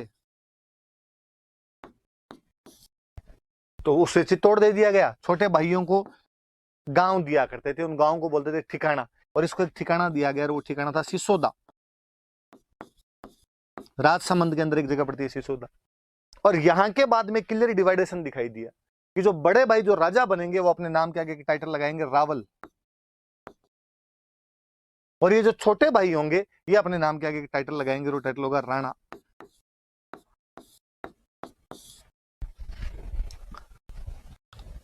तो इस श्याम सिंह के बाद में जितने राजा उनके नाम के आगे रावल, रावल लगा हुआ मिलेगा अपने को। और इधर जो सिसोदा वाले थे वो अपने नाम के क्या लगाने लगे थे, राणा लगाने लग गए थे। इस श्याम सिंह से पहले वाले राजा या रण सिंह से पहले वाले जो भी राजा है उनके नाम के आगे रावल नहीं लगता था, कहते हैं उनकी उपाधियां राजा थी। फिर अपने कहते हैं हमने तो बप्पा रावल आलू रावले से नाम पढ़े। तो इतिहासकार कहते हैं फिर कि हुआ क्या कि जब हिस्ट्री इन मेवाड़ के राजाओं ने लिखवानी शुरू की, कुंभा के टाइम में जब ये हिस्ट्री के बारे में थोड़ा लिखवाया जाने लगा ढंग से, कीर्ति स्तंभ प्रशस्ति, कुंभलगढ़ प्रशस्ति इनके अंदर लिखवाई जाने लगी, तो इनके टाइम में इनको पता था कि हमारे जो पूर्वज थे इनकी उपाधि रावल थी। रण सिंह वाली ये उपाधि चली आ रही थी तो रावल वाली, इससे पहले वालों की उपाधि इनको भी ज्यादा किसी को पता नहीं थी। तो कहा भाई राजा को क्या कहते हैं, राजा को रावल कहते हैं, राजा कौन हुआ, बप्पा। तो बाद वालों ने उसके नाम के बप्पा रावल वैसे जोड़ दिया, पर कहते हैं इससे पहले वालों की, इनकी बप्पा की, गोहिल की, इनकी उपाधि रावल नहीं हुआ करती थी, इनकी उपाधि राजा ही थी। रावल की उपाधि हमें इस यहाँ से क्लियर डिवाइडेशन दिखाई देता है रण सिंह करण सिंह के बाद, और वहां से दिखाई देता है। अब श्याम सिंह बन गया, इधर रावल बन गया। अब इस श्याम सिंह वाली पीढ़ी में रावल बनते आ रहे हैं लगातार, और यूं करते करते जैसे समर सिंह बने, और समर सिंह के बाद में बन गया रतन सिंह, रतन सिंह रावल बन गया यहाँ पे। और जो रतन सिंह था वो 1303 में अलाउद्दीन खिलजी के खिलाफ लड़ता हुआ मारा गया। तो रावल शाखा का अंतिम कोई राजा हुआ था रावल ब्रांच का, तो रतन सिंह था। अब कोई पूछ ले कि मेवाड़ की रावल ब्रांच का अंतिम राजा कौन था, तो अंतिम राजा कौन था उसका, रतन सिंह उसका अंतिम राजा हुआ था। रतन सिंह यहाँ पे मर गया था, और कहते हैं रतन सिंह का एक छोटा भाई हुआ करता था कुंभकर्ण। कुंभकर्ण यहाँ से बाद में नेपाल की तरफ चला गया था, और नेपाल में बाद में इसके जो वंशज हुए थे, पृथ्वी नारायण शाह नाम करके वंशज हुआ था, उसने नेपाल में एक डायनेस्टी की स्थापना कर ली थी। और मैंने बताया कि बड़े भाई रावल लगाते थे, छोटे वाले भाई जो राणा लगाना शुरू हो जाया करते थे, इसलिए कुंभकर्ण एक तरीके से राणा है, इसलिए नेपाल में उसने राणा डायनेस्टी की स्थापना की थी। और राजा नाम के आगे शाह भी लगाने लगे थे, तो आप शाह डायनेस्टी भी देख लेते हो। और वो जो नेपाल की डायनेस्टी थी वो 2007 तक वहां पर थी। 2007 के बाद वहां पे डेमोक्रेसी आई है, तब तक वहां पे ये राजतंत्र हुआ करता था। और मैंने आपको और बताई थी बात एक, कि कल जब मैं कह रहा था कि गुहिल वंश की 24 ब्रांचेस थी, और उनमें एक ब्रांच नेपाल के अंदर थी। तो नेपाल वाले जो हैं वो गुहिल हैं, नेपाल वाले जो हैं वो अपने मेवाड़ से गए हैं, नेपाल वाले जो हैं वो रतन सिंह के छोटे भाई थे कुंभकर्ण, उनके वंशज थे अपने। ये बात भी अपने याद रखना। तो ये तो इधर वाली पीढ़ी, रावल रतन सिंह भी जाके खत्म हो गए। रतन सिंह रावल शाखा का अंतिम राजा है। अब इधर इधर राहत को दिया था, तो कोई पूछे सिसोदा गांव की स्थापना किसने की थी, तो कहीं ना कहीं ठिकाना किसको मिला था, राहत को। अब यहाँ पे राहत के बाद में बनते आ रहे थे। यहां पर एक बंदा बना लक्ष्मण सिंह, तो ये राणा हो गया, राणा लक्ष्मण सिंह हो गया। जब इधर रतन सिंह थे, राजा बने हुए थे, तब सिसोदा के अंदर जो सामंत बैठा था, वह उनका जो फ्यूडल बैठा था, ये जो छोटे भाई होते थे इनको फ्यूडल बोलते थे, फ्यूडल कहते या फ्यूडल लॉर्ड कहते, या हिंदी में कहते थे सामंत, या ज्यादा नॉन शब्द आपने सुना हो, जमींदार, जागीरदार, ठाकुर टाइप के शब्द बोला करते थे। लक्ष्मण सिंह था। जब और यह होता था कि राजा पे जब हमला होगा तो आसपास के जितने भाई होंगे वो सहायता करने के लिए जाएंगे। जब अलाउद्दीन खिलजी ने रतन सिंह पर हमला किया तो अलाउद्दीन खिलजी ने अपने भाइयों को कहा आओ भाई सहायता करने के लिए। लक्ष्मण सिंह सहायता करने के लिए गया, कहते अपने 7 बेटों के साथ सहायता करने के लिए गया था। और 1303 वाले उस हमले में, उस केसरिया, मैंने कहा था केसरिया में जीते जाएंगे, सब लड़ते हुए मारे जाते थे। नहीं केवल लक्ष्मण सिंह बल्कि इसके 7 बेटे भी इसके अंदर शहीद हो गए थे। 7 बेटे यहां पर शहीद हो जाते हैं। सुनना अब इससे आगे की थोड़ी सी बात और सुनना। एक तो ये रावल वाला नहीं विभाजन ध्यान रखना कि रावल और राणा शाखाएं जो है वो एग्जैक्टली कहां कहां से अलग हुई थी, तो रण सिंह के बाद में अलग हुई थी, ये वाली बात याद। नोट्स के अंदर आपके लिखा हुआ और मिल जाएगा, पर थोड़ी ध्यान दे लेना। अब लक्ष्मण सिंह की बातें मैं वापस बताता हूं। देखो लक्ष्मण सिंह जो था,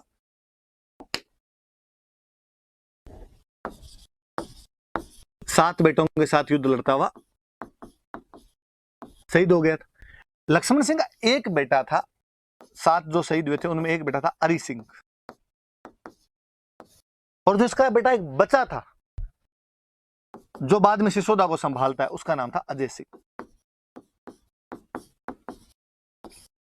अजय सिंह नाम था। अरि सिंह तो उसके अंदर एक्सपायर हो गया था, अजय सिंह बच गया था। सिसोदा का बाद में जो सामंत बनता है, फ्यूडल बनता है, वो अजय सिंह बन जाता है।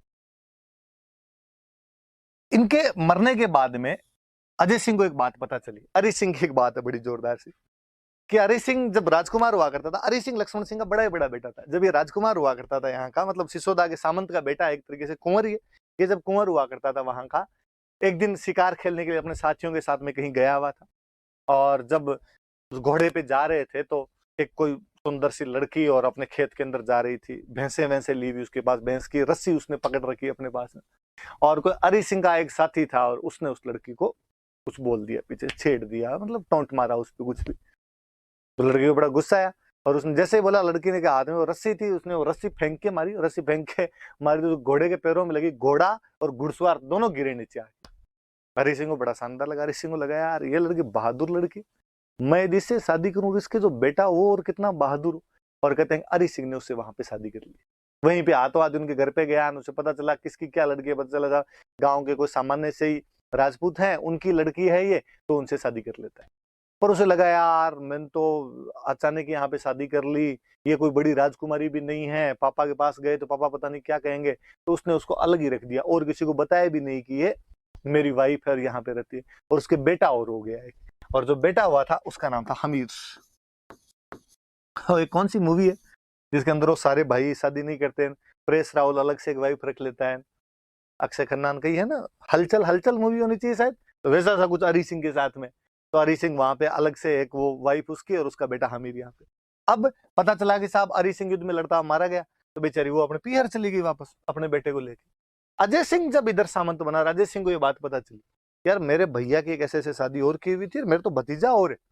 तो वो जाता है और वो जाके अपने जो भाभी होते हैं उनको कहता है भाई नहीं, आपका हिस्सा है राज्य में, आप वहां जाके रहो, अपने पीहर मत रहो, ये हमारी बेइज्जती, और इस बच्चे को वहां पे रखो, आप वहां पे पालन पोषण करो। और वो इनको भाभी और भतीजे को लाके वहां पे सिसोदा के अंदर वो दोनों रहने लग जाते हैं यहाँ पे। हमीर वहीं पर पालन पोषण उसके चाचा द्वारा पालन पोषण किया जाता है। कहते हैं जो चाचा थे अजय सिंह, इनका एक बेटा था सज्जन सिंह।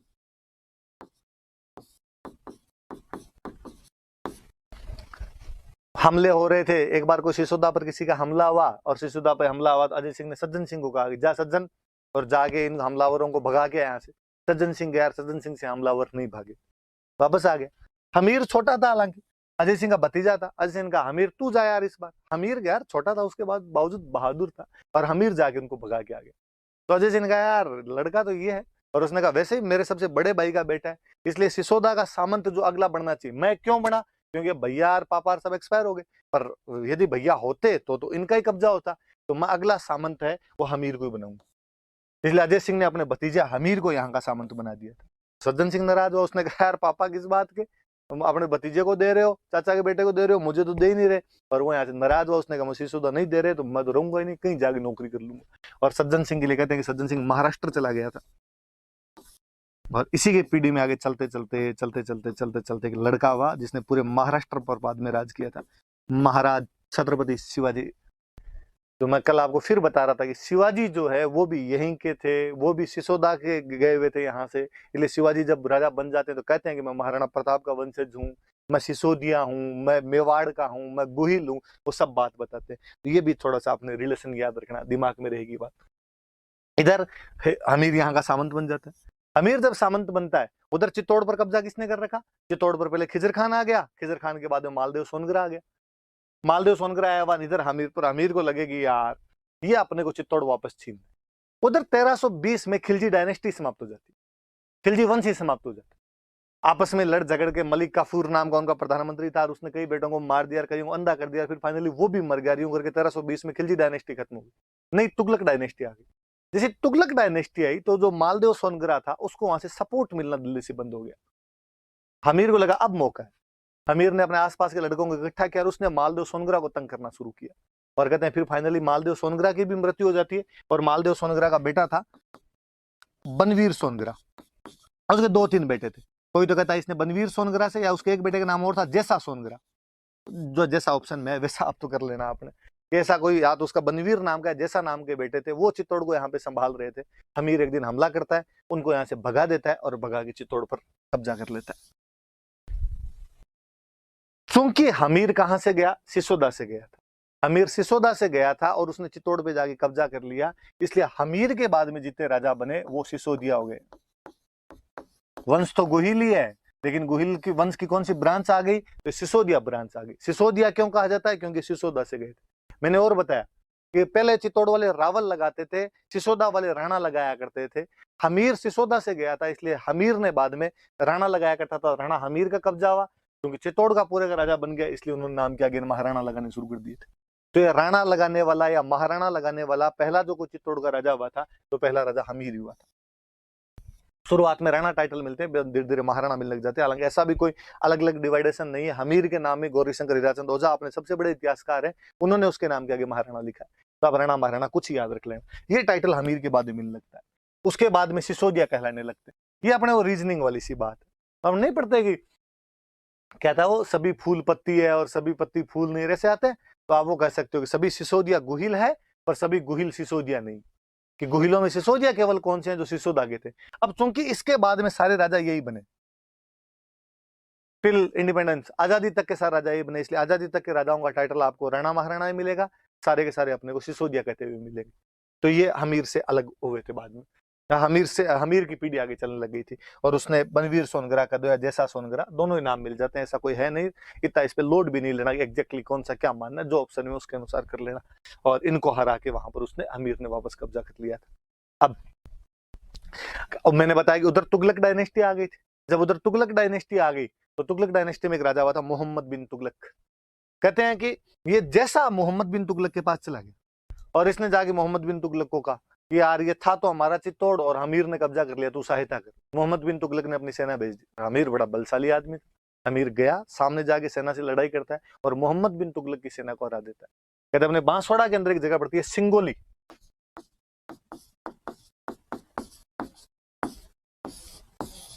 तो कहते हैं सिंगोली के युद्ध के अंदर, और इसने मोहम्मद बिन तुगलक की सेना को हरा दिया था।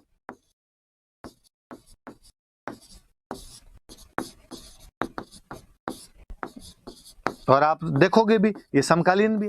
1325 में मोहम्मद बिन तुगलक राजा बनता है, 1326 के अंदर इधर हमीर राजा बना हुआ आपका। तो ये भी याद रखना कि सिंगोली के युद्ध में उसने किसको हरा दिया था? तो मोहम्मद बिन तुगलक को उसने सिंगोली के युद्ध के अंदर हरा दिया था।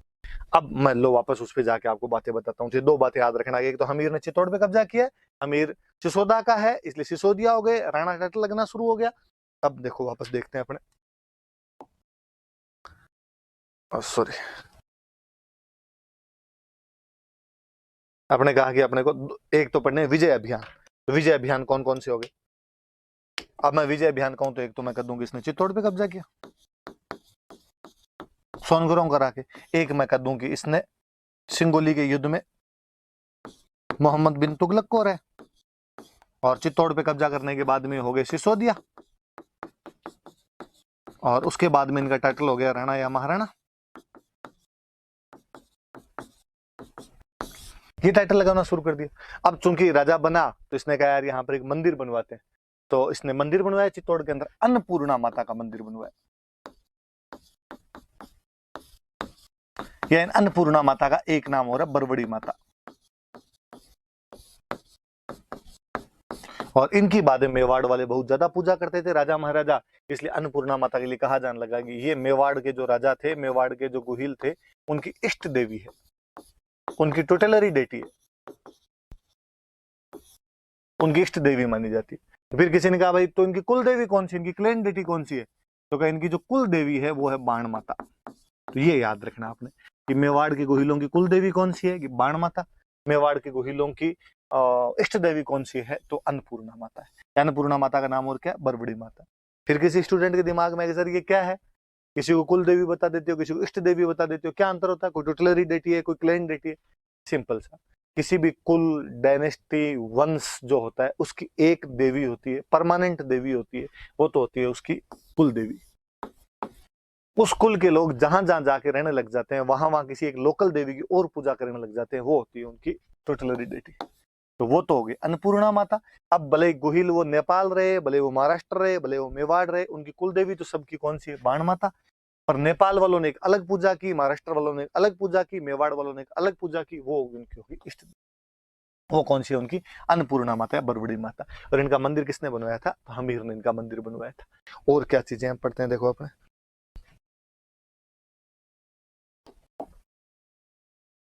उपाधियां देखो। अब जब इतना बड़ा राजा होगा तो उसकी उपाधियां भी होगी कुछ ना कुछ। तो क्या उपाधियां, देखो मैं उपाधियां बताता हूँ। टाइटल्स, हमीर ने क्या टाइटल ग्रहण, मेवाड़ एक बार रावलों के हाथ से निकल गया था, गुहिलों के हाथ से निकल गया था। गुहिलों में वापस कोई आदमी आया जिसने मेवाड़ पर कब्जा किया, वो कौन है, हमीर। सिसोदा का इसलिए सिसोदिया है, राणा टाइटल लगाना शुरू किया इन्होंने। अंतिम रावल रतन सिंह है, पहला राणा हमीर है। इसलिए मेवाड़ को रिवाइव किया इस आदमी ने, इसलिए आप कह सकते हो कि मेवाड़ का रिवाइवर है। हिंदी में कहें तो मेवाड़ का उद्धारक है, या इंग्लिश में आपको हो तो ये मेवाड़ का सेवियर है। मेवाड़ का उद्धारक है, या मेवाड़ का प्रोटेक्टर है, या उसका रिवाइवर है उसका। फिर इसके बाद में मैंने कहा इसकी पीढ़ी के राजाओं ने राज किया, इसलिए इसकी पीढ़ी के राजाओं ने इसकी खूब तारीफें की। और महाराणा कुंभा जब आगे बनेंगे, महाराणा कुंभा एक प्रशस्ति लिखवाएंगे, कुंभलगढ़, कुंभलगढ़ का किला है, उसकी जो यूलोजी लिखी हुई है, उसकी जो प्रशस्ति, कल मैंने बता दिया था प्रशस्ति क्या होती है, जिसमें राजाओं की तारीफें हो। और इसके अंदर वो लिखवाते हैं, अपने इस हमीर के लिखवाते हैं कि साहब हमीर विषम घाटी पंचानन है। 3 शब्द देखो, विषम, घाटी, पंचानन। मैं तीनों को तोड़ता हूं। पंचानन का मतलब होता है शेर, लोइन। घाटी का मतलब होता है युद्ध, आक्रमण, अटैक। विषम का मतलब होता है कठिन, टफ। कठिन युद्ध में शेर के समान, वह राजा जो कठिन युद्धों में शेर के समान रहता है, उसे हम क्या कहेंगे, विषम घाटी पंचानन। और वो कौन है, हमीर। ऐसा कौन सी प्रशस्ति कहती है, कुंभलगढ़। ऐसे ही कुंभा ने एक बुक लिखी थी, रसिक प्रिया, और उस रसिक प्रिया बुक के अंदर उसने लिखा कि जो मेरे दादाजी वे हमीर, वो एक ब्रेव किंग हुए थे, वीर राजा हुए थे। तो उन्होंने इसकी उपाधि क्या दे दी, एक और वीर राजा। फिर कर्नल टोड, अपने राजस्थान का इतिहासकार, और कर्नल टोड ने कहा ये प्रबल हिंदू है, कोई पावरफुल हिंदू किंग हुआ है तो वो कौन हुआ है, तो उसने कहा हमीर हुआ। ऐसा किसने कहा, तो ऐसा कर्नल टोड ने कह दी। तो ये हमीर की उपाधियां याद रखना कि हमीर को मेवाड़ का उद्धारक कहा जाता है, कुंभलगढ़ प्रशस्ति विषम घाटी पंचानन कहती है, रसिक प्रिया एक बुक है कुंभा की, उसमें इसको वीर राजा कहा गया है, और कर्नल टोड जो हिस्टोरियन है उसने इन्हें प्रबल हिंदू कहा है। ये हमने हमीर के बारे में बातें पढ़ी, उनके हमने विक्ट्री कैंपेन भी देखे, उसके हमने टाइटल्स भी देखे। आज की क्लास यहीं खत्म करते हैं। ये 2 राजा आप पढ़ना, पीछे वाले मैंने और पढ़ाए थे, कल की क्लास में अपने और पढ़ेंगे। Thank you.